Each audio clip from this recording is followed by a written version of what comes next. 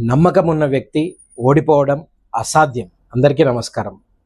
ఈరోజు మీకు ఒక విషయం షేర్ చేయాలనుకుంటున్నాను. 1957లో సైంటిస్టులు ఎలుకల పైన ఒక చిన్న ఎక్స్పెరిమెంట్ చేశారు. ఆ ఎక్స్పెరిమెంట్నే చాలామంది కాలేజెస్లో, యూనివర్సిటీస్లో కొన్ని లెసన్స్గా చెప్తున్నారు. అంటే దానికి ఎంత ఇంపార్టెన్స్ ఉందో మీరు ఊహించుకోండి. అదే విషయం ఈరోజు మీతో షేర్ చేసుకోబోతున్నాను. ఆ విషయం ఏంటంటే, సైంటిస్టులు కొన్ని ఎలుకల్ని నీళ్ళలో వదిలారు. వాటిలో కొన్నిటిని మాత్రం అసలు పట్టించుకోలేదు. అవి వీధి ఈది అలసిపోయి మునిగిపోయాయి. కానీ కొన్ని ఎలుకలను అవి మునిగిపోయే టైంలోనే బయటికి తీసి వాటికి కొంచెం విశ్రాంతినిచ్చి మళ్ళీ దాన్ని తిరిగి నీళ్ళలో వదిలారు. అలా వదులుతూ వదులుతూ ఆ ప్రాసెస్ని రిపీటెడ్గా చేశారు. అప్పుడు ఆ ప్రాసెస్ అంతా అయ్యాక వాళ్ళకు ఒక అద్భుతమైన విషయం బోధపడింది.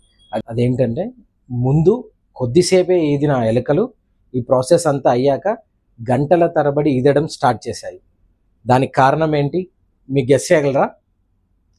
దానికి కారణమే నమ్మకం. మనం మన కష్టం పడితే ఎవరో ఒకరు మనల్ని కాపాడతారు, తర్వాత మనం బతికిపోదామన్న నమ్మకం ఆ ఎలుకల్లో కలగడం స్టార్ట్ అయింది. అలాగే మన జీవితంలో కూడా అంతే. మనం అనుకున్నది జరగనప్పుడు, మనకు పరిస్థితులు అనుకూలించినప్పుడు మనపై మనకు ఉండాల్సింది నమ్మకం.